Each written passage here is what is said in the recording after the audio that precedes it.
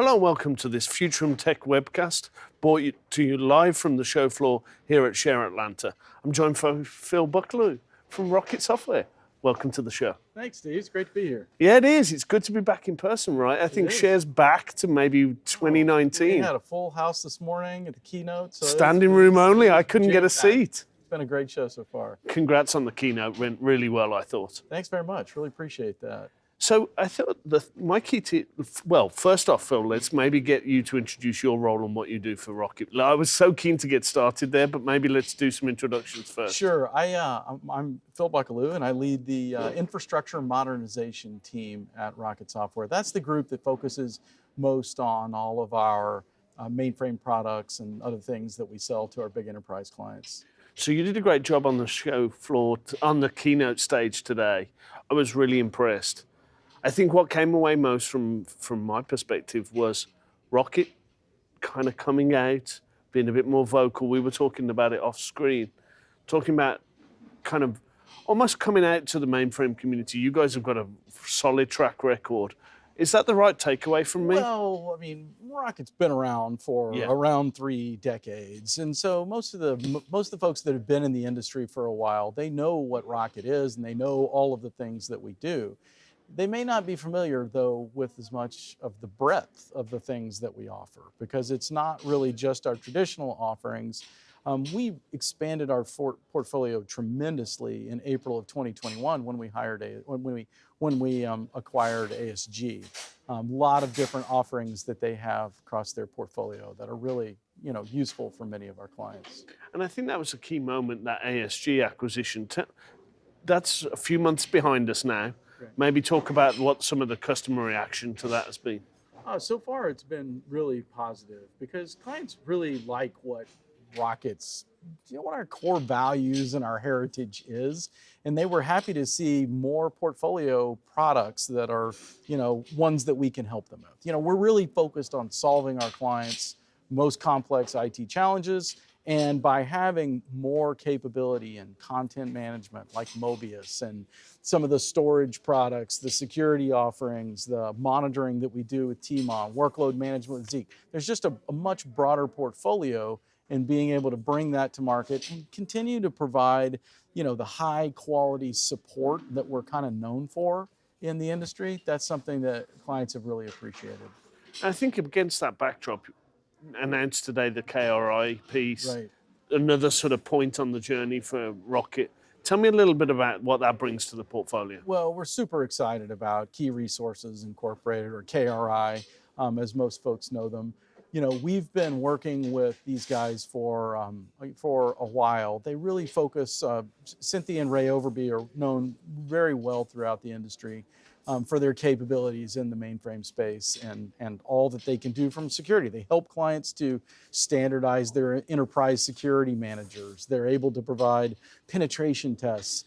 And one of the things I'm most excited about is Ray's got some capability to do scanners, to find those hard to find security vulnerabilities in the mainframe that are so important to find to continue to keep up our reputation as an industry.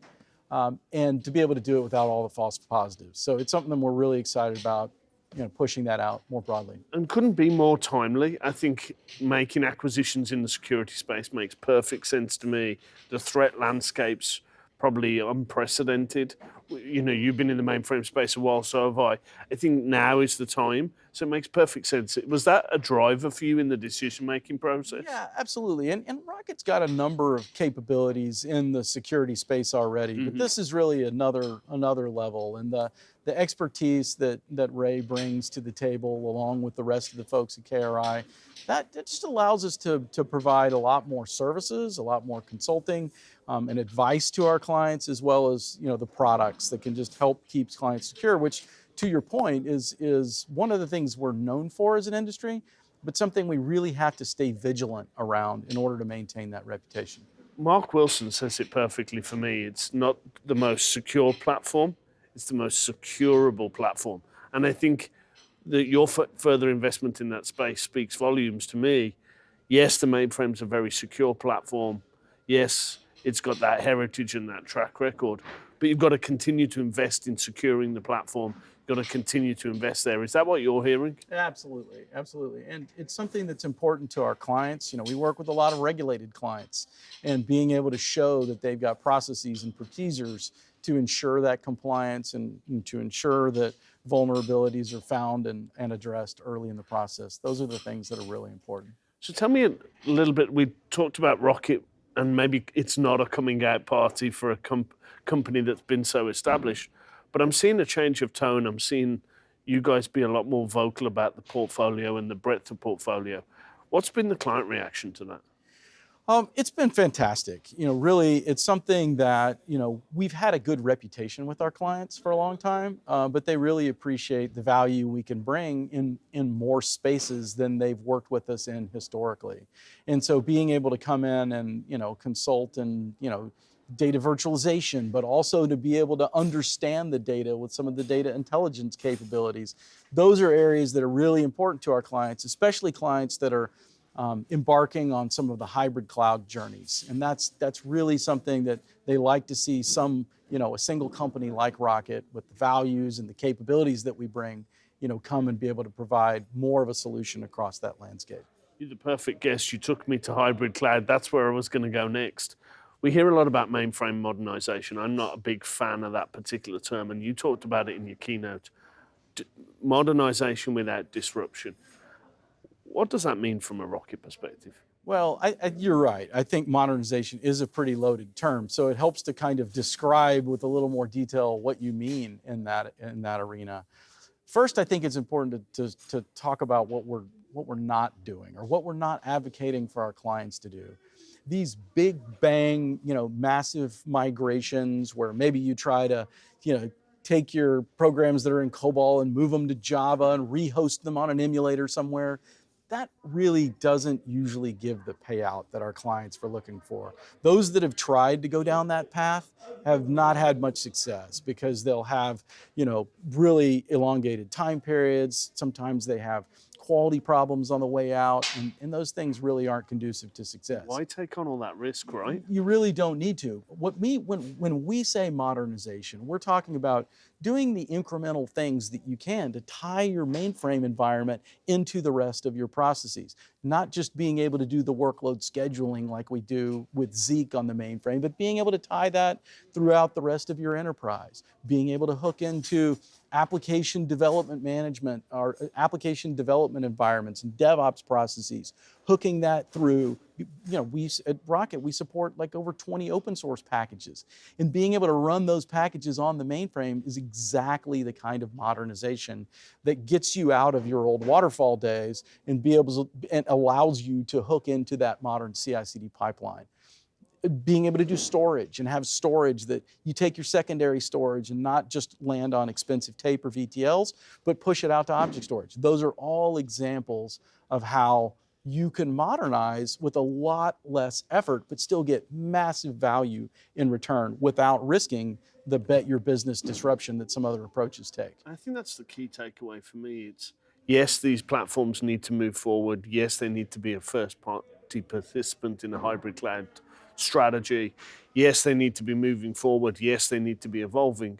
That doesn't mean a rip and replace. It doesn't mean you need to be taking risky actions to do heart and lung transplants on your core systems. This is, how do you make these platforms more connected to your hybrid cloud strategy? How do you make them more modern? How do you improve the interfaces, bring things from an AI and an ML perspective to the data, but without taking on all that risk? And that last part you mentioned is really key, honestly, because there are some really good benefits of public clouds. They have great scale out elasticity. There's a lot of specialized hardware, which can be really good at the training side of AI ML. But at the same time, being able to have data on the mainframe, virtualize, or in some cases move some of that data out to those clouds, do that training on a periodic basis. It's fine to rent those servers when you need them, and then get your models, but then running those models back on the mainframe with the rest of your core transactions, that's really valuable. I mean, the mainframe is able to do 300 billion transactions with 1 millisecond of latency in one day. That's the kind of inferencing performance of those ML models, that if you combine that with the rest of your transaction processing, you get the solution you need. It's scale up, but you also benefit from that AI, while you've also benefited from the elasticity and the skills and availability and so forth on the cloud side. That's a really interesting way to look at it, Phil. It's not an either or, it's a both and. Absolutely. And we think of it really as the best of both worlds. And there's no reason to make the big disruptive trade-offs if you don't need to. And why take on that risk for what's probably a benefit, if there's a benefit at all, that's maybe 5 years down the pipe? Absolutely right. So lots going on for Rocket at this show. What are the key takeaways? What should people be sort of looking out for whilst they're here? Obviously, stop by the booth. You guys have got a great place to catch people, but what else should people be looking for from Rocket this week? Well, I think it's just important for us to interact. We're interacting with tons of clients. We've got tons of sessions. They've all been standing room only so far. So it's been really good to communicate all the latest and greatest things that our teams back in the labs are working on. We really value this show because of the deeper conversations we have with some of our clients and the input we get that drives our innovation roadmaps, and really allows us to continue to push out the kind of solutions that are going to make a difference for our clients. I think overall, working with a partner like Rocket, if we can continue to live our values and reinforce them with clients, that's the kind of thing that really helps the entire ecosystem progress and move forward. I think that's a fantastic summary. Thank you very much, Phil. My name's Stephen Dickens. You've been listening to the Futurum Tech webcast, brought to you live from Share. We'll see you next time. Please click and subscribe if you like this video, and we'll see you on the other side.